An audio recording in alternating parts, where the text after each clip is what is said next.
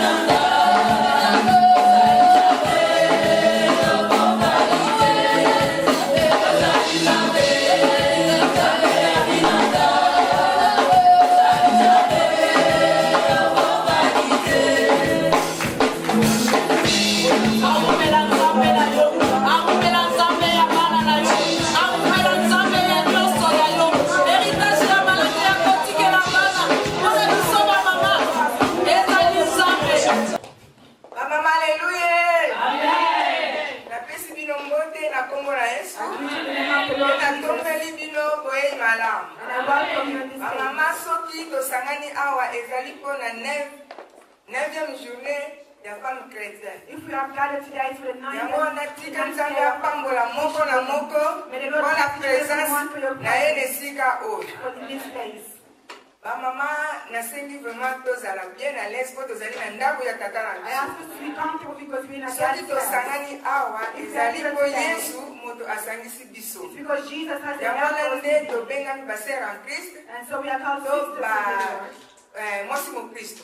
We are called a Christian woman. Tika nzambe na biso asuka ba mama nyonso to help other mothers ensemble pe bomoko to give us together to go forward. Tika nzambe na biso apambola biso nyonso. May the Lord bless all of us. Siko kino tokusikisa. Amen.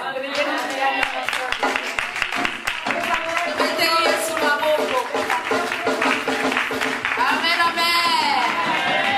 Natango tokomizongisa lisusu. Now we'll throw ourselves back in again. Ekomi natango toliko maloba na Nzambe. It is the moment to listen to the word of God. Maloba na Nzambe bimaka pamba te. The word of God does not come out in vain. Moko na moko yebisa Nzambe te. Each one to say to God, Nzambe bongisa motema na ngai. Lord, prepare my heart. Nzambe na lingina yoka yo na après-midi Lord, na I want to lelo. hear you this afternoon. Nzambe na lingina yoka oyo bongisi po na Lord, tina I na want to ngai. hear what you have prepared for me Moko na today. moko akotika motema na epai Each na one you Nzambe. will surrender your heart in the hands of Soki na God. kotala makomi na Nzambe So we'll read the scriptures. na Samuel. Samuel. Na kotala olenge Ana zai kokembelela na temple. I will see how Anna went to cry in the temple. Koloba na Nzambe te. To say to God that, Nzambe mona pinzoli na ngai. Lord, see my weakness. Mama oyo azangaki maloba koloba. This woman had no words to Parce say. akomaki na suka. Because she arrived at the Babi end. monoko na ye ezalaki She kobaluka. said all she was doing is just mumbling. Mai na miso ezobima. And the tears she was weeping. Koloba na Nzambe te. Saying to God that, Nzambe lobela ngai. that God speaks to Nzambe me. mona ngai. God sees me. Nzambe pesa solution na makambo na ngai. My problems. Kasi ezalaki na mokolo moko. But there was a day Mosali na Nzambe. that the servant of God, Eli. Eli, Tango ayaki alobaki na ye te. when he came, he said Mwasi to oti her tango nini yo kolangwa masala. that this woman, why are you so drunk like this? Kasi na kati na eglise mwasi alobaki ete na lango ete. But in the temple, the woman said, no, I'm not drunk. Na ye kosopa motema But na I've ngai. come to pour out my heart Epai ya oyo akila before ngai. the one who created me. Mama nyonso ye na poka na Every lelo. woman that comes here Aza na today likambo na ye who songolo. have a certain problem. Koloba na Nzambe ete Nzambe na ye kosopa motema na ngai epai na Now, yo. Lord, I'm pouring out my heart before you. Nzambe alobela yo. For God to speak to Nzambe me. apesa yo réponse na mitungisi oyo etungisa bomoi na yo. Everything that is troubling Na your oyo heart. nyonso to oyo ozwa réponse Everything te. that you have no answers to. Nzambe alobela biso na May après-midi the na Lord lelo. speak to us this Ya afternoon. mona ntango oyo And so now, tokomizongisa susu we will show up kati na biso into ourselves, go back koyebisa into Nzambe ete ourselves. Nzambe elobela To ngai say to God, God, speak to me. tobondeli na kombo Let's na pray in Yesu. Jesus' name. Seigneur notre Dieu, Papa, nabusani liboso ya trône ya grâce na yo. Nzambe lobela ngai oyo bongisi mpona ntina na ngai na après-midi na lelo. Nzambe ngai mama, lobela ngai lolenge nini na kotambola. Nzambe na ngai mama, lobela ngai lolenge nini na kotambusa libota na ngai. Nzambe lobela ngai lolenge nini na kotambusa ndako na ngai. Nzambe lobela ngai lolenge nini Nzambe na kokamba bana na ngai. Nzambe lobela ngai lolenge nini na kozala na etonga oyo bongisa mpona ntina na ngai. Nzambe dispose motema na ngai. Ete malobo ekobima na après-midi na lelo. Ezala oyo ekopesa yo lokumu. Ezala oyo ekotia implice Seigneur na vie chrétienne na ngai. Oza Nzambe likolo na nyonso. Na kombo na Yesu Masia. Kaka na titidi ya libondeli. Tokobenga mama Guylaine pour l'exhortation. Tanga zoko telema tozoko betela Yesu maboko ko bienvenue. I greet you all, welcome in this place. Na kombo na Yesu In Masia. Jesus' name. Tokobondela moke pour na Let liloba us na pray for Nzambe. the word of God. Éternel Papa, yo nde ozala Nzambe ezala nkolo likolo na nyonso. O tozali kosala Nzambe ezali mpona lokumu na yo. Tika ete Saint-Esprit no elekala koconduire biso. Esimba mitema ebatela mpe bomba biso Nzambe. O tokoyoka toyeba na kosalela yango Nzambe. Na makasi na biso moko tokoki te. Kasi na bolingo nde tokokoka Nzambe. Salela biso bikamwa. Yo nde ezala Nzambe ezala papa mpona libela na libela. Na kombo na Yesu. Amen. Amen. Mama, alléluia. Amen. Est-ce que vous allez? Is there joy? Alléluia. pona koyoka oyo nini nzambe alobile biso nde nalobaki na bino. We've come to hear what God has for us today, as I said before. Na yango And so, nalingi naloba na bino lelo oyo nzambe atie kati na ngai pona koyebisa bino. I want to say to you what God has placed within me to say to you today. Na thème na biso ya lelo In our theme today, our title today is, nzambe alingi tolobela God wants for us to speak of la femme messagère et la bonne nouvelle. that the woman who brings the good news. Yango tosengi ke ba mama nyonso tosimbana It says that we ask for all the mothers biso to nyonso come, ensemble that all of us together po tokende liboso. to go forward. Soki moto moko tokaboli nzela tokokoka te. If each one goes in his own way, Yesu kutu ye moko azali kotinda bayekoli na ye mibale na mibale. Jesus himself sent his disciples 2 by 2. Oyo azalaki nzambe, He was God himself. oyo azali nzambe, He is God. azotinda bato mibale na He mibale. was sending them in pairs. Yango wana ebongi na biso tosimba na penza maboko And so we must hold our hands po up biso nyonso tokende for all liboso. of us to go forward. La femme ménagère, la femme messagère The woman, et la bonne nouvelle. the messenger woman, the one that sends the message and the good news. Na bandi soki tolobi femme, I think that when we say woman, moto nyonso ayebi femme elakisi nini. everyone knows about who a woman is. Ezali mwasi oyo akoli, It is a woman, a grown-up woman. aza na âge adulte, She is an adult. oyo ekeseni na oyo azali fillette, It's different to a girl to oyo mwana abotami ya bebe. or to a baby girl. Soki totali messagère, If we see the messenger, messagère ezali moto oyo azomema sango, it is the one who brings good news. ekoki kozala ya malamu to ya mabe, It is the person who brings news. mais that ezali is so bad. messagère. Or it is the person, the messenger. Mais biso lelo lokola ezali message, ezali liloba ya nzambe, Because for us today, it's the word of tomibengi God. ba mama messagère oyo bazomema sango malamu. The messenger, the women who are bringing good news. La bonne nouvelle, The good news. so tolobi la bonne nouvelle, If toyebi it's keza the good news, we know that it is. na lingala ezali sango malamu. It is the good news. Tokoki koloba ngo bandenge ebele. You can say it in many ways. Sango oyo bakoyebisa yo lelo ke mama News that can be told to you today. okomi na koko mwana botami, ezali sango malamu oyo kokomela yo. It's a good news that has Oyo nyonso boyela yo ezali kitoko, everything that will oyo kokomisa mind na yo nesengo, everything that will make you happy. oyo kotia yo à l'aise. Everything that will make you Yango nde comfortable. tobengi bonne nouvelle. So we call that good news. Na kati na Yesu In Jesus, tobengi bonne nouvelle he said good news. oyo ezali temps ya grâce, This is a time of grace oyo ebandaki ntango Yesu Masiya that began when Jesus Christ akokisaki yango na ngomba Golgotha. fulfilled at the cross of Yango nde Calvary. ezali bonne nouvelle mpo na And biso. so this is good news for us. Ezali sali en Jésus-Christ, It is salvation in Jesus ezali Christ. mpe bonne nouvelle mpo na It is biso. also good news for us. Mpo na mokolo ya lelo And for this day, toza kolobela lokola femme messagère we are saying this messenger woman, this et la bonne nouvelle. and the good news. Na yango tokokende malembe And malembe. so we go slowly. Soki totangi na kati tokozwa babible na biso, We'll now take our Bibles, please. toyebi histoire oyo nalingi nalobela na pokwa na You lelo, know this story that I'm about to speak of. oyo ayebi yango te The one who does not know this story akozwa passage will take the anote, You know the passage. akomi na ndako akoki kotanga yango na mozindo, And you can read it at home in deep. akosenga saint esprit akodirige ye selon ndenge tokotanga na mokolo ya To lelo. lead you according to the way we'll read it today. Yango wana bamama tokozwa So all the women, bible na biso let's take our Bibles. na Jean 4 In John chapter 4, 7 ti na 42. 7 to 42. Wana tozwi babible na biso, While we are taking our Bible, me nakosenga mingi na lombango mpo tokende. would I ask us please if to go quickly? Histoire na biso est basée sur la femme samaritaine. The story is based upon the Samaritan woman. Tokoki kotanga kati na bible We can see that in the Bible na plusieurs occasions in many occasions oyo nzambe akutanaka na mwasi that God met with a woman aza kosalela ye barévélation and he was always revealing himself to her. mpo ezali nzambe azali kosuete ke Because God was hoping that mwasi akɔta na kati na elanga na ye for the woman to enter into the field mpo ayeba na koteya sango malamu, in order to preach the good ayeba na news, kopanza sango malamu in order to na spread the good mokili news mobimba. all over the world. Yango wana mama, And so woman, mother, nzambe alingi yo, God loves you. alingi yo oyo annonce bonne nouvelle. He wants for you to announce the good news. Kotanga na Jean, pour le moment, Jean 4, 25 à 26. But for now, we are reading John 4, 26 to 27. Tu sauté. And then we'll jump Tu tangi 28 à 30. 28 to 30 as well. Natangi na Congo na Yesu. We read in Jesus' name. La femme lui dit, je sais que le Messie doit venir, c'est lui qu'on appelle Christ. Quand il sera venu, il annoncera toutes choses. Jésus lui dit, je suis le Messie, je le suis, moi qui te parle. Alléluia. Amen. Ezaki motuna, ezaki masolo bazaki kosolola. It's the conversation between them. Maintenant, on va comme na katikati masolo na bango. Or through the middle of the conversation. Moi si ayebisi Yesu. And the woman said to Jesus. Po ayebaki te ke wana ezalaki Yesu. But she did not know that this was Jesus. Alobi na Yesu ke. And she said to him, Nayebi ke I know that. Messi akoya. That the Messiah must come.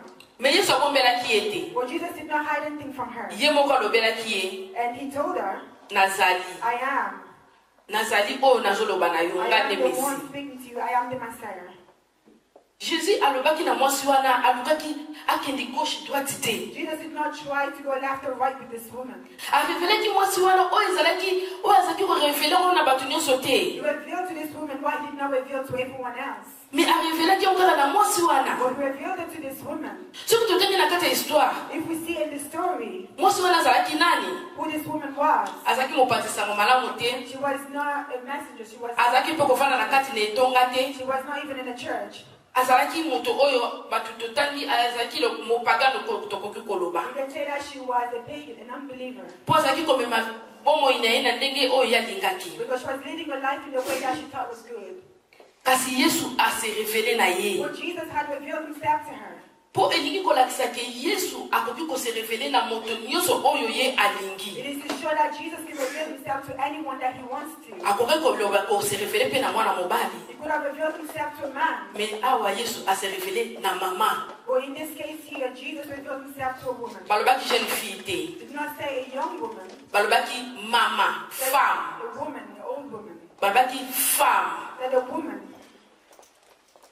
Yesu Masiya ase revele na mwasi wana. Jesus Christ revealed himself to this woman. Wana elingi kolakisa ke And this is to show Yesu atalaka mabe na biso te. that Jesus does not look at evilness as sin. Yesu alingaka moto nyonso. He loves everyone. Aza na baplan merveilleuse mpo na moto nyonso. He has wonderful plans for everyone. Yango wana ase revelaki na mwasi And oyo so he wana. revealed himself to this Po woman. ezalaki na message oyo ezalaki nzambe azalaki kotransmettre pa mwasi wana Because it was a message that God was transmitting to this woman. po akende koyebisa na bato nyonso. To go and tell other people, everyone else. Nakokende na 28 And tina I will go 30. to verse 28 now to 30. Still John 4. Nakotanga na kombo na Yesu. I will read this in Jesus' name. Alors la femme, ayant laissé sa cruche, s'en alla dans la ville et dit aux gens, venez voir un homme qui m'a tout dit. Ce que je fais, ne serait-ce point le Christ? Il sortit de la ville et ils virent vers lui. Totali awa. And here we see that Mama wana ayokaki maloba mibale, ayokaki maloba ebele te. this woman did not hear many words. Afandaki na makolo ya Yesu ntango molai She te. did not stay with Jesus for a long time. Ayebaki Yesu She te. did not know who Jesus was. Me ntango Yesu alobaki na ye, But when Jesus had said to her ngai Mesi, that I am the Messiah, adutaki te. she did not doubt it.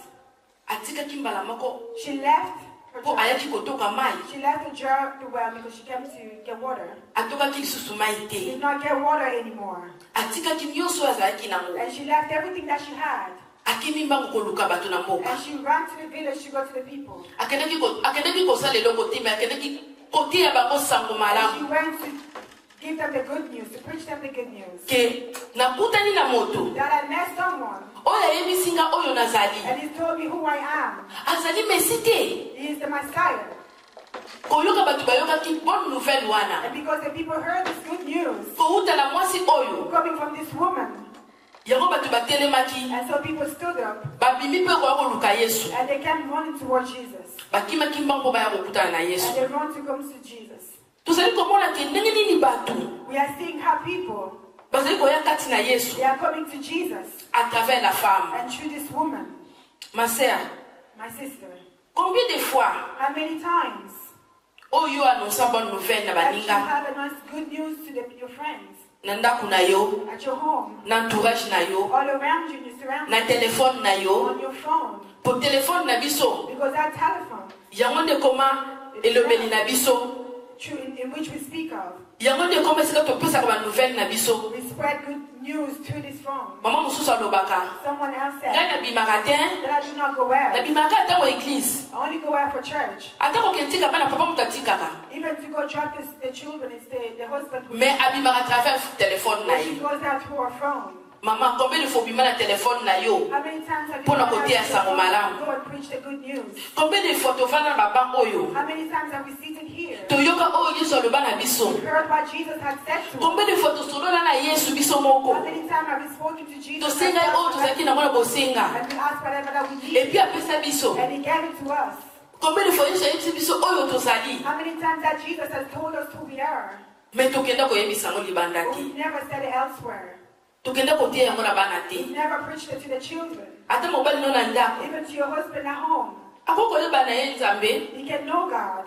mais oyo nzambe atie kati na yo What God has placed within partage you, yango ata na mobali na share it yo even with your own husband. partage yango na bana Share it with your children. bana na biso bazokola Our children are growing. toyebi ke un jour bakochoisir nzela na bango We know that one day they will have to choose their own ways. mais mwana oyo ayoki liloba ya nzambe na bomwana For a child who listens to the word of God from very small, ata revolte even when he revolts, become rebellious, suka na yango at akozonga the end of it, he will come back. mpo na kati ya liloba ya nzambe elobi Because in the word of God, the scripture ebimaka says, pamba it te does not come out in vain ezonga esala efe te without going back to do, without doing the work in which it was ezalaka kaka na done. kati ya eglize te It is not just within the church, ezalaka mpe na bandako na it is biso also in our home, ezalaka mpe na baninga na biso libanda also with our friends, ezalaka mpe esika nyonso ozali also kotambola everywhere that we are going. nakoyebisa bino likambo moko I will say something to you. ngai nazalaka kokende mingi epai ya basango I was going often to the priest mpo nazalaki na baninga na kati kuna because I had friends there. kasi mokolo mosusu nakoti bazalaki kobeta miziki But one day I went and they were playing music bazomela masanga and they were drinking. ngai navandi nazotala bango And I was there looking at them. moko aye koyebisa ngai And one came to me and said, bazalaki nakokolo bango bazalaki kominimize nga biti bazalaki koloba na façon moko boyeke mama paster they were trying to put me down and by calling me moko aye koyebisa ngai pastor. And one said to me, mama paster olingi oteya biso nini Pastor, what do you want to preach us today? tozosala lisumu Are we sinning? to yesu alingi biso Or Jesus loves us? naseki na bi te And I just nazotala smiled. bino I just said, no, I'm just looking at you. nayesi bango kaka ke And I said to them, bosala oyo nzambe alingi do what God wants for you to do. eli koloba nini What does this mean? ata moto oyo oyebi kayebi nzambe Even if the person that you know knows, me oyo moke nzambe atie kati na yo or the small bit that God has placed within you, eza moke te eza monene it is not small, it is great. mwasi wana yesu aplantaki mokie This woman, Jesus had planted something very small in her. ayebisaki nga nazali mai ya bomoi He says that I am the living water, soki omeli oyo nga naza nango that if you drink what I have, ozwi nyonso you will never be thirsty again, you have everything. donc mwasi wana azoki kaka oyo moke nzambe And so apesaki this ye woman only took the small bit that Jesus had me given her, akimaki mbango but she ran off. ake kotatola monene na She nzambe went to go ake kobelela monene na nzambe ake kotia sango malamu ake kolakisaki yesu azali so awa that Jesus is here. yaka boya Come. yesu alandaki ye ntango wana te Jesus did not follow her. ye nde that moto time. atikaki nyonso She left everything akei mbango and she went off. kotia sango malamu Preach the good news. bamama aleluya Amen. tolemba te na kotia sango malamu Let's not get tired in preaching the good news. na 39 na Jean 4 39 na 39 39. elobi ke It says that plusieurs samaritains de cette ville crurent en Jésus-Christ à cause de cette déclaration formelle de la femme. Il m'a dit tout ce que je fais. Eli kolobani. what does this mean?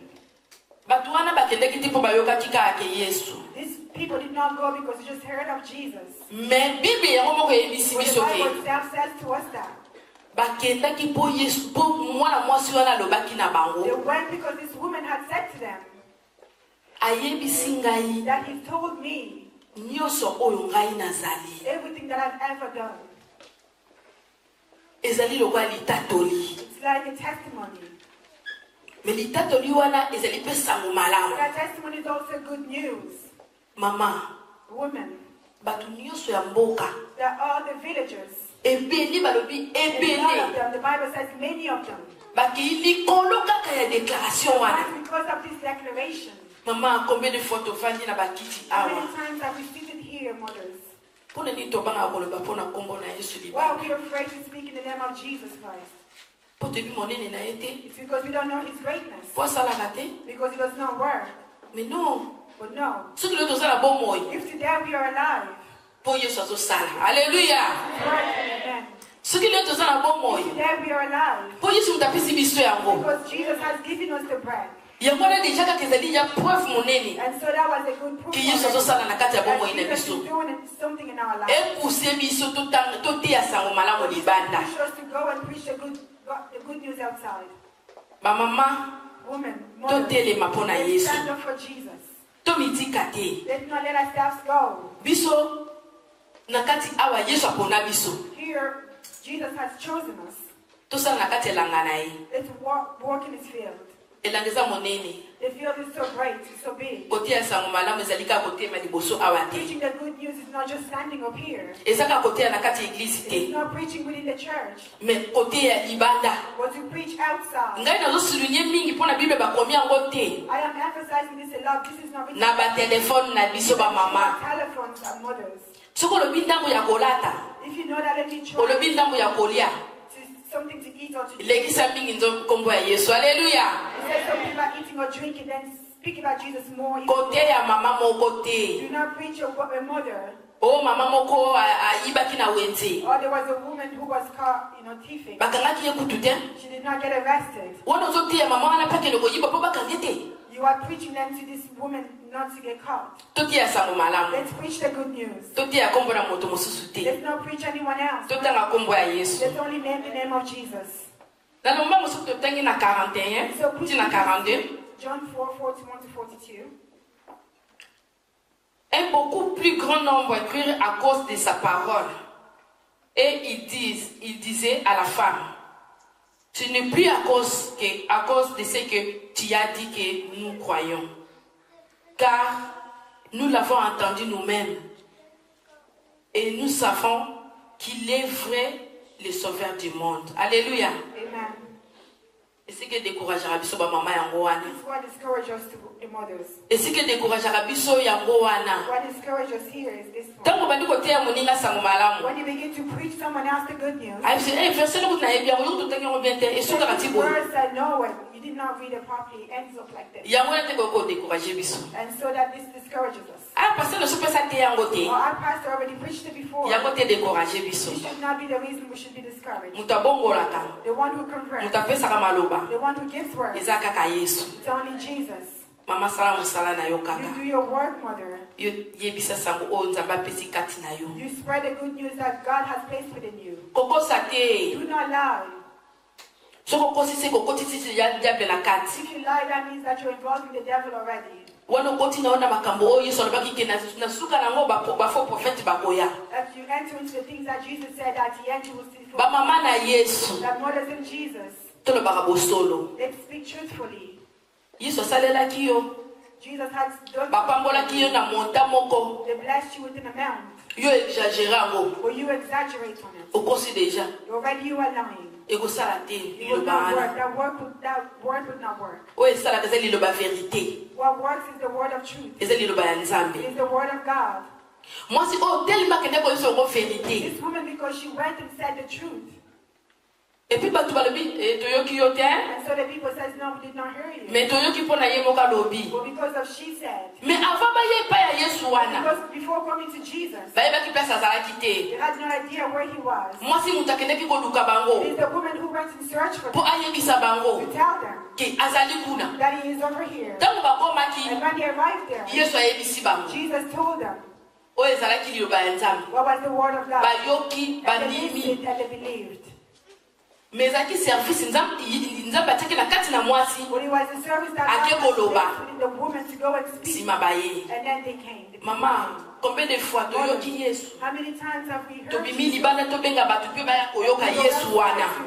call people to come and listen to this Jesus. Kaka biso tokimisaka bato. It's only us that allows people to go away, to run off. Ah, boya na yo te. I don't come. Ah, makambo ezalaka ndenge moko. Things are just the Ato same. ekino na radio tobala bakuna ezalaka ndenge Even on the moko. radio, everything else is the same. Mama moto ozoloba na radio oyebi ye. The person speaking at the radio, do you know him? Bakolo bapeke yoko no sango malamu atala badisipe na ye. They can say that listen to good news even to his disciples. Mais mwasi wana abengaki bango epai na Yesu. Bamama haleluya. Amen. Toye epai na Yesu. Let's come to Jesus. Nalingi nalobake. I want to say that. Mwasi wana moto message ya mwasi wana te permetaki bato wana bandimela Yesu. The message of this woman allowed for the people to believe in Jesus. Message ya mwasi wana elingaki ke bato wana bakome pa Yesu azalaki. The message allowed for the people, the villagers, to come to where Jesus was. Ose décourager te oyo yo ozali. Do not be discouraged of who you are. Yesu asalaka na moto ya lingi. Jesus can use anyone that he Na tango wants, ya lingi. the time that he wants, Et puis na esika ya lingi. at whatever place that he wishes. Mama tango Yesu atie eloko nyonso kati na yo. My beloved mother, when Jesus has placed something within you, Loba yango. say it. Kobomba yango mpo na yo Do te. not hide it for yourself. Toyebaka te mpo na nini makambo mosusu ya biso ekendaka na kolala. We don't know how our things sometimes go as if it's sleeping. Ngai vraiment personnellement na se dérangeaka soki nzambe apesi nga message eke na transmettre yango te. Personally, I myself am discouraged when I'm not transmitting what God has placed within me. Mama etunisaka yo te. Does it not bother you, mother? Soki nzambe atie eloko kati na yo When God has placed something within apesi you, yo message mpo give transmettre you a message to transmit. yo transmettre na yo But you te do not say that otali message. bomoto na yo You look at how you enga are. kutu bakondimela ngai Will they believe me enga naza femme sere that I'm a single woman, enga nabala te that I'm not married, enga kutu naza and boye. that I'm this? Mama Yesu atalaki yo te Jesus did not look at you. apesaki yo oyo esengelaki yo He otransmettre. placed within you what you had to transmit. Alléluia. Amen. Mama Yesu apesi yo quelque chose pour The otransmettre. Lord has given you something for you to transmit. Kobomba ngo mpo na yo Do te not hide it just for yourself. soki ataki kati na yo mpo yo transmettre If He placed it within you, so transmettre yango go ahead panza and sango malamu wana. spread the good news. Bamama haleluya. Amen. Toyoka mawa te. Let's not be afraid Yesu na biso aza na bomoi. that Jesus is alive. Alingi He biso. loves us. Yango wana azolinga biso mpo tokota na kati elanga na ye. And so He wants for us to Totikela batata You te. don't just leave it to the man. Mpona nini Yesu alukaki tata te? Why did Jesus not seek a man? Aza kotama na bayekoli na ye baza batata. He had his disciples, they were all men. Mais aponaki mwasi But wana He chose this woman mpo alakisa biso bamama ke to show us women that toza na mosala na kati na elanga na we ye. have the work to do in His field. Toza na exemple ebele na kati na bible oyo eza kolobela likambo ya mwasi. Within the Bible, speaking about the woman.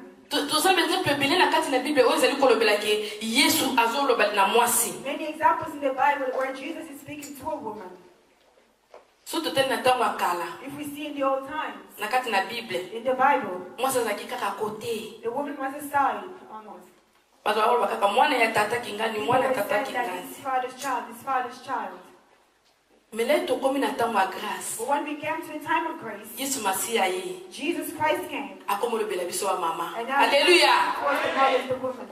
Yesu akuteni na wa mama.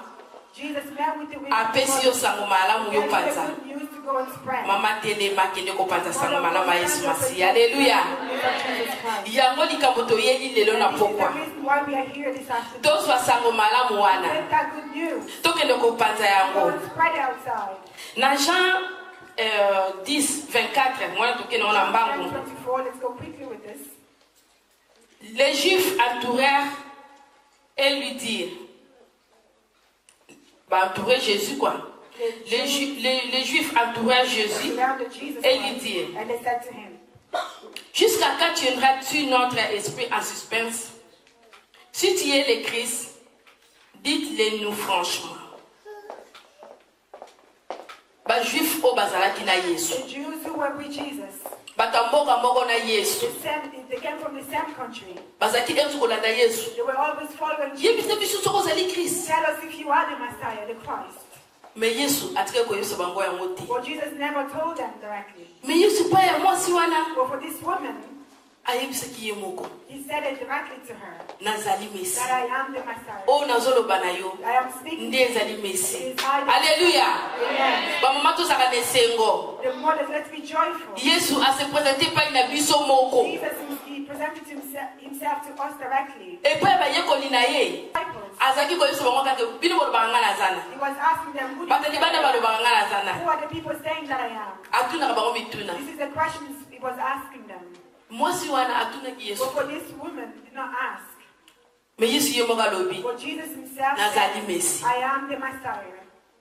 mama ta onso tele magana ndako na oya Notice each time that you stand here, yesu ndem tabenga ka oni sika oyo it's Jesus who calls you. tango kenda kana itonga na yo When you go to your yesu ndem temple, talongola ko na ndako na yo Jesus who allows amemi yo na you to pui go home and to lead you, po kende kotoka mai to go to the well and to get water, esika mai ya bomo ezali where the living water is. toza na ignorance te Let's not be in ignorance. mwasi nazaki alongwe na ndako na ye This woman left her home ayo kotoka mai na and pui she came to get water in the well. me kokuta na mai ya bomoi Well, she came and she met with the living water. mama koya kokutana na yesu mpona kokutana na moto te You come to meet with Jesus and not with the man.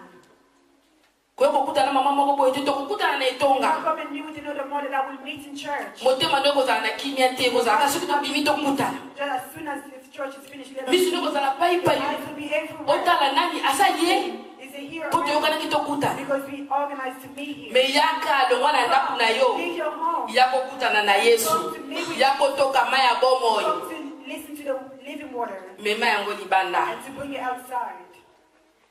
nalomba soki totali na mark 16 And very 1 à quickly, 7 Mark 16, 1 to 16. me nakotanga mingi na 7 I will read more verse 7. ezali lisolo oyo basi bakendeki kotia malasi na kunda ya yesu It is a story where the women went to bring the fragrance to Jesus. nzambe alamusi bango na ntongo At the morning, God woke them up ayebisi bango and He said to them, sa bango bayebaki nzambe moto alamusaki let bango them knowing that it's God who woke them up bakende kotala lilita ya nzambe to go and see Jesus batia malasi and to na makanisi malamu bazalaki na with yango the good hearts that they had. me bango moko bazolaka na nzela For themselves, they were coming on the way. bamilobi nana kofungola biso libanga Who will take away the stone for us? soki ezalaki nzambe te moto aza kodirige bango If it was not God who was directing them, leading balingaki them, bazala na ide tokelamusa ata pierre they will say, they probably would have said, let's Na go Thomas. take Peter and Thomas baya kopusela biso to libanga come and roll off the stone for us. me bazokende kaka na When they babetela were bango nana kofungola coming biso libanga with the doubts, who's bazokokende going to roll off the stone for us? They were ezali saying, nzambe nde moto azalaki kodirige it bango was God who was leading mpo them. azalaki na eloko alingaka alobela kaka basi aleluya Something he said to women, azalaki na eloko alingaka alobela kaka bamama aleluya that he had to speak to the mothers. na passage 7 In Mark 16:7, balobi it says, mutu oyo bakutaki wana the person in which they met the tomb babi azali envoyé de dieu says he's the sender, the messenger of God. me message alobaki ezali nzambe moto alobi kati na basi wana But with the message, it was God speaking through these women. na sisi balobi il leur dit ne vous épouvantez pas, vous cherchez Jésus de Nazareth qui a été crucifié, il est ressuscité, il n'est point ici. Voici les lieux où l'on l'avait mis. Mais allez dire à ses disciples et à Pierre qu'il vous précède en Galilée, c'est là que vous le verrez comme il vous l'avait dit. Alléluia. Amen. Jesus ayebisaki bapierre ke tokuta na Galilée. Jesus told Peter and the disciples that will meet in Ntango Galilee azalaki na bomoi. when he was still alive. Mais atindi basi. But now he sends the woman, Bokende koyebisa go ahead na badisciple na ye. and tell my disciples. Bokende koyebisa na Pierre. Go and tell Peter. Po Pierre azalaki komona ke ye nde après Yesu ye. Because Peter was saying that after Jesus, it was him. Mais nzambe aponi basi. Well, God chose women. Bokende koannonce bonne nouvelle. Go and spread the good news. Bonne nouvelle oyo ezali mpona biso na mokolo ya lelo. News that is for us today. Yesu asekwa. Alléluia. Amen. Kosekwa ya Yesu yango nde ezali libiki na biso. Alléluia. That ezali is nouvelle oyo esepelisaka mitema ya moto nyonso oyo azali mokristo. news that makes everyone joyful, every Po Christian. soki yesu akufaki te asekwaki te Because had not Jesus died and risen, nde biso tokoti na ntango ya grâce te then we would not enter into this time of grace. yango nde bonne nouvelle na biso ya mokolo ya lelo. Alléluia. Amen. Et annoncé par les femmes It was announced by the women. basi bakei baki koannonce bonne And nouvelle. the women went and brought the good news. Mama atelema Mother, stand up. Qu'elle doit annoncer bonne And nouvelle. go and spread out the good news. On n'est pas pour prêcher, I don't know how to preach. on n'est pas pour prier. I don't know how to pray. Moi, ça n'a pas prié. This woman was not praying Parce que babia ça qui n'est moi c'est yandumba. because they said that she was a prostitute. Mais But nakoleka leka na ye. just by her walk, Azali koyoka ke Yesu Masia akoya, Messi akoya. the Messiah will come.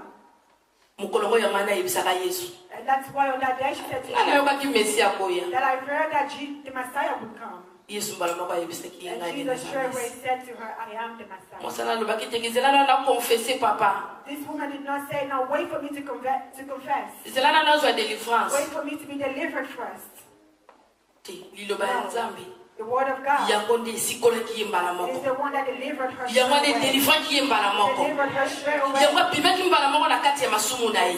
Yango ndi pesa ki makasi ya kelo kotia sa malamu. To go and spread the good news. Mama, yoka liloba ya Nzambe Yesu azoloba na Hear the oni. word of God. What is Jesus saying to you? Komitala te po Yesu Do not ayebi look at yo. yourself because Jesus knows you. Komibomba te po Yesu Do not look at ayebi yourself yo. because Jesus knows you. Yo telema te ya You sango just malamu. rise up and spread the good news. Pona kosukisa ba mama. Haleluya. Bishop the mothers, amen. Na kati ya Bible nde na lobi ba. In the Bible, Par it exemple, says, ezali ebele. there are many examples. Na bandako tokotanga na Jean 11 verset 26. John 11:25. Eza histoire ya sœur à Lazare. It is the story of Lazarus, Ndenge nini Yesu asipresentaki epai na ye ki yaza résurrection. how Jesus revealed himself to her that he is Azalaki the na badisiple resurrection. na ye me ayaki koloba yango na Marthe. He said it to Martha, Bamama the mothers. tosangani apo na Yesu Masia. You have gathered here for Jesus. Moto nyonso alongaki na ndako na ye. Everyone said at his home, Ayaki po ayoka ngai te. not to come to listen to me Ayaki po amona mpe ngai te. or to see me, Kasi ayaki po ayoka oyo Yesu alobi. or you came to hear what Jesus had to say. Ayaki po ayoka Yesu. You came to hear Jesus. Na poko alelo Yesu alobi. And this evening, Jesus is saying to you, Mama telema. Mother, stand up. Soki Yesu alobi. If Jesus said, Tokozela mongongo uta likolo we te. will not wait for the voice to come from heaven. Nzambe alobaki akoloba na ntango asuka koloba na bato nyonso. God said at the end time he will speak to Na bana everyone, mikie, to the children, na bakolo, to the older, na no moto nyonso, na mobali na mwasi. man or woman. Lelo Yesu alobi na yo And mama. today Jesus is saying to you, mother, Alobi no telema he's mama. saying to you to rise up Kende kotia sango and malamu. go and spread the good news. Kaka nde toza na kati na sali As awa. we are here in this hall, Kotala suki ya moninga te. don't look at you, the person. Kotuna ete nde toza na kati ya sali ya mama osalaki yango wapi. Know what you do your hair. Me loba liloba moko mpona kombo na Yesu. Haleluya. In the name of Jesus. Mama loba mpona kombo na Say Yesu. to the name of Jesus. Koloba mpona lipapa ya moninga te. Don't say something about someone. Nabondeli ba mama na kombo na I'm Yesu. begging you in Jesus' name. Tolobaka mingi kombo na Yesu. Let's speak more. Tosalelaka Yesu na biso publicité. Let's publicize Jesus. Bato mokili tozomona basala ba publicité. The people in the world, we see them advertising. Soko omone na mana na Zara bakitisi osala yango publicité. Okobenga ba mama ta 5 6. You say, call all the money. Na Zara ekiti ye. There's a sale there in Zara. Zara futi yo mbongo. Zara has his page. Apesi yo bomoi. Has he given you life Polo pesi le publicité. for you to publicize for him? Yesu azopesa bomoi. Jesus is giving you Azopesa life. nyonso. He's giving you everything. Opesi le publicité te. And you are not advertising him. Abonde biso na pokwa na He's lelo. begging us today. Mama telema. Stand up, mother. Pesi na Yesu publicité. No, publicize Jesus. Yebisi azosala na kati na bomoi na yo. Say what he's doing in your life. Kote ezali kaka te ke otaki kofongoli Bible obandi kotanga obandi kobelela. To read and read, no. Oyo Yesu atie na kati na What yo. God, Jesus has placed within you. Oyo yo yoka. What you have heard before. Oyo yo omona Yesu asalela What you yo. have seen Jesus done for you. Ndeko My beloved, tatola yango. confess this. Teye yango. Preach it. Lobela yango. Speak of it. Mingi mingi Yesu. Haleluya. More Jesus. Mingi mingi kabila te. No more about Kabila.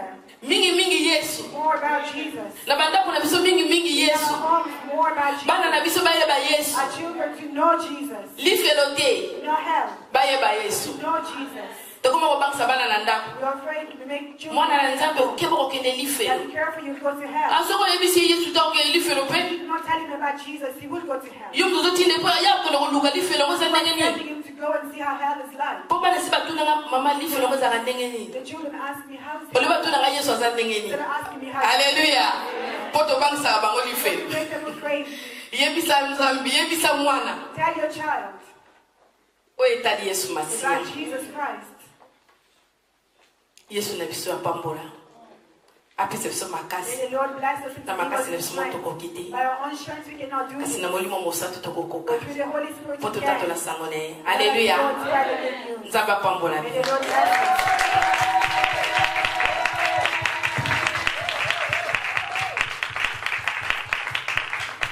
Amen. Toyebi que l'église nous ali et bengami assemblée chrétienne la grâce You know that our church, our assembly here et is kambami na pasteur Luki. It is led by Pastor Luki. Église oyambi biso ezali sokwana bapaya to église na biso ezali na trois grandes commissions. Our assembly has 3 great commissions. Commission ya bapapa, The Father's Commission. ya bamama, ou tobengi commission femme et famille, It is for the women and the family, na ba jeune. and also the youth. Commission femme et famille The commission for the women and eza family, na ba but elandaka. it has purposes, goals, O tobengi entraide, solidarité, entraide, and it's called Getting Together, Solidarity, solidarité, na croissance spirituelle. and Spiritual Growth. Na mopuse croissance spirituelle tokolo bas. Ba mama to sala makasi chaque fois tokutananga. The mothers, we try to do everything that every time we meet, Te ba bondela to ensemble pray together pe te ba kona liloba. and to grow in the Wali word. liloba ezali base. So the word is the base of all. Église ali famille. The church is a family, Donc tosungana ka moko na moko ne and so we tozali. help one another as we are. Po toko na biso mo makamso toko rate. By ourselves, there are certain Comme tu things ali we famille, know, ba and as te we konde are family, tozali. Moko na moko azana besoin ya lisunga ya moninga. each one needs someone else's help. Solidarité. Solidarity. Tozali ndenge biza toujours tozali famille. We are still a family. As Eza na biloko mosusu. there are things that, Donc na ntango ya pasi to na ntango ya bisengo. that in difficult times, Toyeba there are kosunga, joyful kose times, we are soutenir. able to sustain, to support one another. Oyo aza na pasi songolo pasi ya moninga yali pasi na yo. Someone else's pain is also your own pain. Esengo moninga mpe ezali esengo Someone na yo. else's Amen. joy is your joy also. Amen. Ndenge toali toza mpe na commission femme et famille. We are the commission of Toza na baactivité ebele oyo we have many tobongisa. activities that we organize. Donc toza prévu peut-être mosusu tofandisa ngo nani malamu te. Certain them are Mais activities toza na baactivité oyo biso toprovera na commission na biso. for the activities that we have organized within the community. Tozali na journée oyo ya lelo, journée ya femme We have chrétienne. the Women's Day as today. Tozali na bamoment ya chaque deuxième samedi ya mois tokutana pour la prière pour bonde ensemble bamama. Second Saturday of the month, all the mothers meet together to pray. Plutôt toza na réunion na biso tokutana chaque deuxième samedi ya mois pe toza na à part réunion toza pe na prière bamama tokutana pour la temps prière And the mothers also meet for time of prayers. tokutana pe pour na tobengi atelier. We also meet for workshop. Atelier ezali ndeko moko aza ayebi eloko moko songolo The workshop is that if someone ako wants kosunga something, baninga they can help someone else.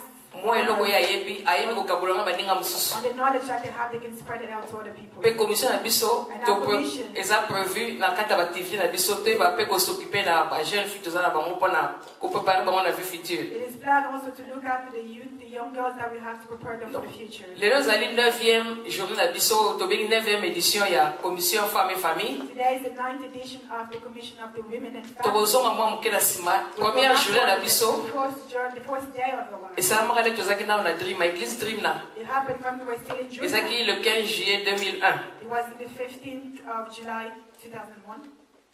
thème na biso ezalaki femme chrétienne, And our title was Christian Woman, femme lumière.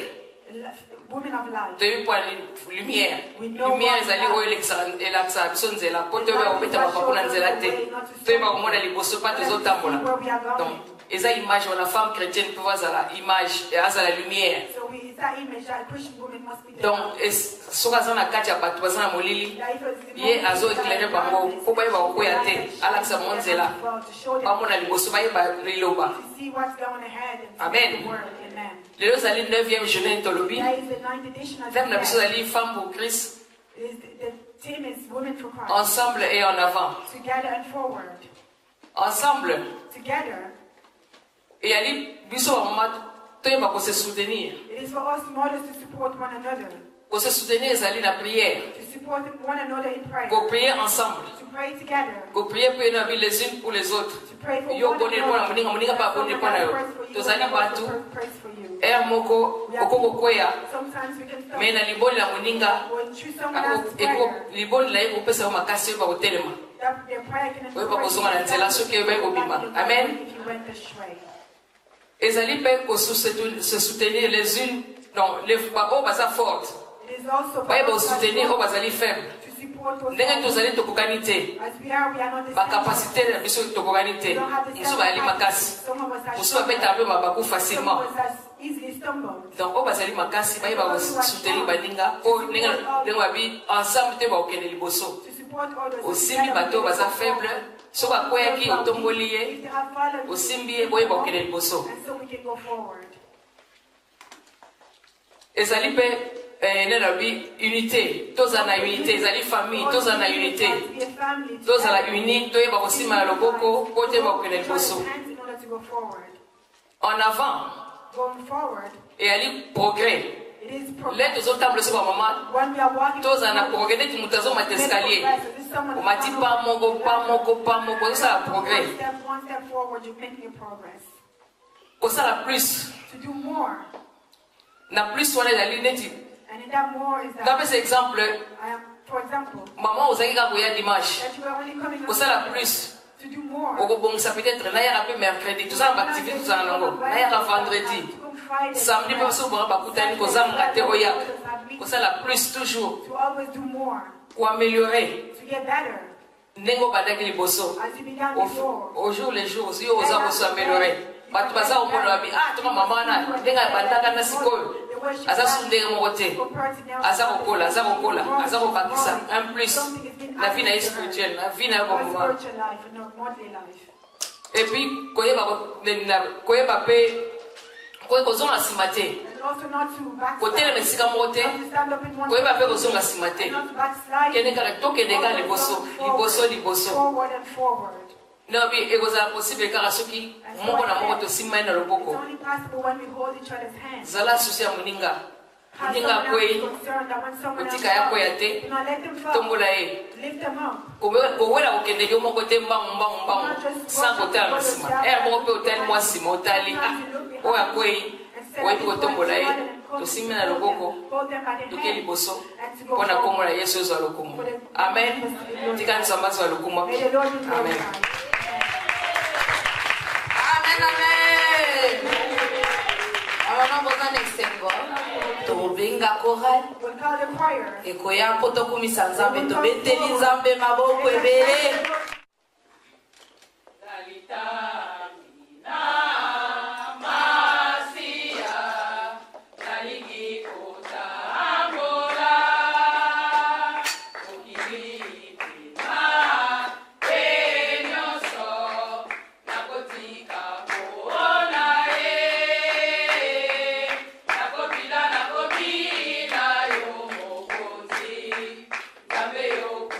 Elinga penda na makasi na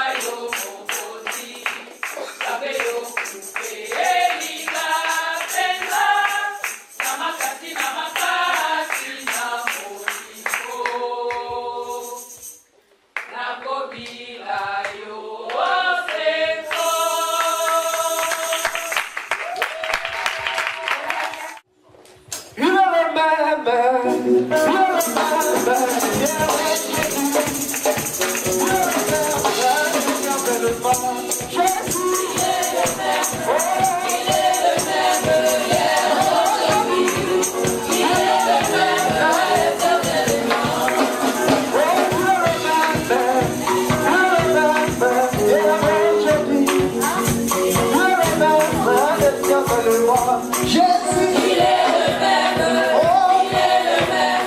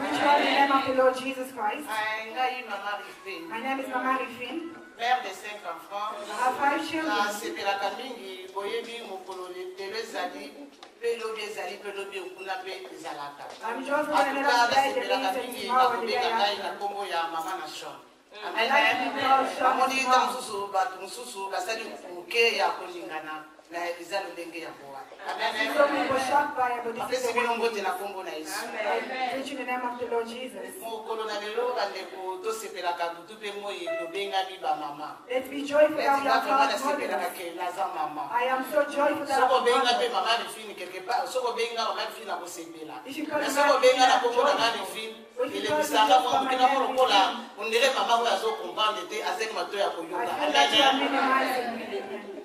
mokolo na lelo na lidendisi na ngai ezali mokolo na lelo ya koencourage bamama Today I want to encourage moko na mothers, moko each and every one.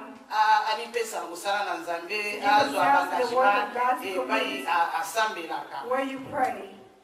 ekozala malamu mingi biso mpe bamama tomipesaka na mosala na It nzambe would be good for us mothers to give totikelaka back kaka the word mingi of bapapa God. te Not to just leave parce it que to culture fathers. na biso etake baafricain Because our esika culture as tokoti kuna na mboka na African, where we congo come from, our country Congo, totikaka mingi makambo mingi epai ya batata we leave everything to me the toye fathers. awa na mboka mondele makambo eshanga ndenga malamu mpe na ndenga mabe biso etanke bana na nzambe ndenge kaka mama gine na kuti koteya biso awa kaka sika oyo biso bamama tozwa pare ya malamu makambo ya malamu oyo mboka mondele esi ebongisa kuta biso toyaka tina What this esika country has already organized before we got here. bandeko na pamboli nzambe na komona mpe bapaya oyo bauti mosika epai na epai koya katikati na oyo etonga bandeko na pamboli nzambe bandeko oyo aza na esika oyo asambelaka na ye eza mpe malamu oye kovisite biso nzambe apambola yo esika yo kokende opesi mpe bamisako na soki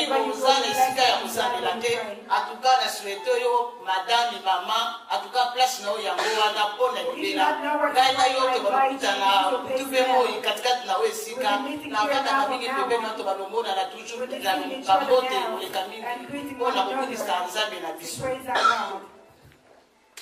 likambo mosusu na koloba ezali What I boye say is this. biso bamama totikaka basharge kutu moi epai ya batata te biso mpe tozwaka basharge na biso parceke nzambe ntango akelaki biso akelaki batata akelaki mpe biso bamama akelaki kaka bapapa te akelaki mpe biso bamama yango biso bamama tomipesa mosala na nzambe biso bamama toza moma motuya liboso na nzambe biso bamama toza na ngolu liboso na nzambe You are gracious before God. atuka oyo nabongisaki oyo ya koencourage But I bamama plan to encourage your mother. oyo ya koencourage bamama mokolo na lelo yango wana biso bamama tomipesa mosala na nzambe totika kaka mosala na batata te parceke biso mpe toza motuya liboso na nzambe wana nzambe akoleka na kopambola And biso so God knows amen that that's bamama toza na esengo the mothers are being joyful. mpo biso bamama nde tokende koreklame For us the mothers, we go to reclaim. na ndako mpo bana bazala malamu A home for the children. It's ezalaka kaka mama moto atelemaka always the mother who has to stand. na ndako mpo bana bazala na esengo A home for children to be happy. mama kaka moto It's the atelemaka mother who has to rise up. sala kaka soki mama aza te Just pretend that bana bakoki kolia bakoki the komela children can eat and me drink esengo na bango for their joy. mama when you come back Mom, when you coming home? na so papa bango aza te Or if their father bakotuna me nde batunaka mama te not the same way you would ask cela the veut dire mother. biso This bamama means that us toza na mothers, charge we have a great charge. biso bamama Us mothers, ntango nyonso tozolala tozolamuka toyebake toza na charge we have a burden, we have a charge over us. mama alalaka pongi ya mobimba te The mother cannot sleep the whole night over. mama atalaka partout And she watches everywhere. ntango amona esika moko boye eza ya kolala akoluka When that's not telemisa working, she will try to make ntango amona esika kolela ezali akoluka pangusa she pinzoli will try to dry the ear. ka nde totalaka na internet The same way we see in namona adesin oyo batiaka I see a picture badesine mama aza na maboko ebele where mothers have many plus hands, de 10 even more than 10. mama remplaçaka teacher mama remplaçaka maître My mother replaces the teacher. mama remplaçaka docteur She replaces the doctor. mais aza docteur atanga classe She wana te never studied medicine. mama azalaka conseillère She's also an advisor. mama azalaka presque nyonso mpo na The biso mother is everything for us. yango wana biso bamama And so totelema us mothers, let us stand up. ozala obala eza lobala te okokozala mpoza jeune fille mpo kaka oza mwasi moto akokoya kotuna o conseil. Donc cela veut dire biso basi yesu amimonisaki na biso ntango asekwaki nde mama Gilene alobi As Mama Gilene had said, eza na ntina and this is for a purpose. biso bamama totelema What's motive for us to rise mpo na up, bafoye na biso for our household, mpo na bana na for biso our children, mpo na mibali na and biso for our husbands. yango wana And so, nakoinvite mama I nyonso would invite every mother, ntango nyonso ya bomoi na ye every time in your life, alobaka ete nzambe umela nzambe ya libota that na God ngai will to be the God in my umela life, nzambe ya bana na ngai God in my nasepeli na mama Petronel Mugomso apesa témoignage na église apo abi mwana nga tosala examen said that my child was nga natima bolongo na nse na and I ofunde was bowing down praying. erevolta ye ngai This has really made me crazy. mwana ake osala The examen child went to sit on me exam, mama moto atikali but the kobondela mother who was at home praying for her. toza pambapamba te We are not just used. mama kose laisse faire Do te not let yourself go like that. vi ya bana na yo Your children's lives, yo nde moto okoko kobebisa yango it is you who can yo destroy moko it. okoko kobongisa yango And you can also fix it yourself. yango na tokobetela so yesu So maboko let us cancel it. bandeko aleluya Amen. naye liboso ya bino mpona koremercie bino lisusu I've come to thank you once again. nasepeli komona bino nyonso na kati na esika I am so pleased to have seen you all at na this. bandeko basili koya awa mpo bazalaka awa te For those who have come, I guess who have come for the first nasepeli time. mama komona bino I am pleased to see you. na bao tozalaka merci bino vraiment moko oyo azokita na ye And everyone who took this mpona kobondela mpona activité pray oyo for this activity. mpona koya mpona koakompagne activité oyo mpo tolobaki biso bamamo toorganize yango mpo tosala partage oyo touti kosilisa awa nzambe na biso azwa lokumu They have not been glorified. na yango etonga na biso And so our assembly, eza la grâce comme lokwa mama paster alobaki awa Mama Pastor had said earlier, tosambelaka dimanche we pray on Sundays, 12h à 15h 12 to 3 p.m. tosambelaka mercredi mpona intercession For intercession, we come on moto na moto Wednesday. ayaka koprie kosinga epai ya nzambe oyo esengeli Ask God whatever he needs. et puis vendredi eza culte normal nde tosalaka dimanche As we do on Sunday, toyaka mpona kokumisa nzambe we come to just worship God. oyo ayebi ke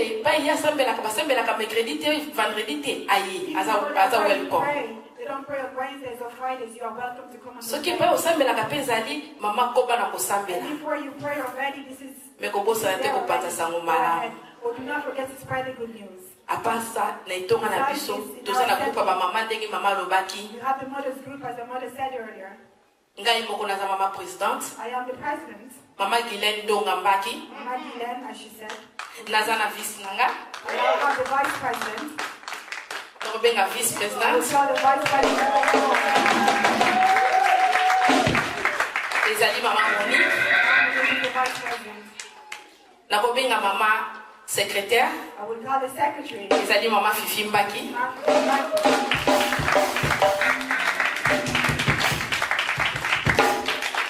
nakobenga mama trésorière I will call the treasury. mama Emi azali wana She's also composed. tozalaka na ye elongo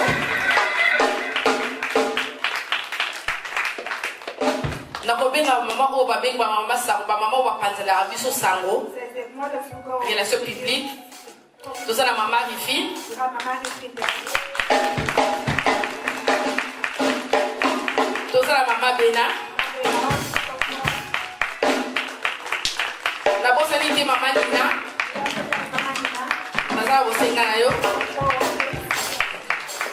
bandeko aleluya na kati ya mosala biso tosalaka tozali awa bato na bengisi We are here with the people that I've just called. toza na baconseillere na biso We have advisors as oyo well biso topona that we have oyo chosen. bateyaka bapesaka biso baampwile mpo komarche They allowed us to the advisors toza na mama walk. mama Frida We have Mama Frida. aza koma conseillere na biso toza na mama Honorine We have Mama Noreen also. ipaza mama conseillere toza na mama Petronel We have Mama Petronel also. ye baza conseillere biso nde All of us here, nzambe apesaka biso makasi God gives us the strength. apesaka biso intelligence et sagesse. It gives us the wisdom and the Pour knowledge. te dire que dans ma casse n'est plus mon tour pour cater. Because we know that ourselves we cannot. Maintenant mon kili va lobby. The people in the world have said Éduquer une femme, that when you educate your éduquer woman, toute une nation. you educate Baloba on the a azarte. It is not just vet, this is Moi ça vet. zagateti. A woman is so stubborn. Koleka mwana po mwana ko beta. Mais moi c'est zagateti. When a woman is Mais so ça va pas stubborn, ça makasi. when the Lord gives Tous us, les maman chrétienne, we are Christian women. tous se soumettra na kombo na Yesu. Pour te mana kutambusa. O etali musala na ye. In order for his work To to beteli Yesu maboko. Let's bless the Lord.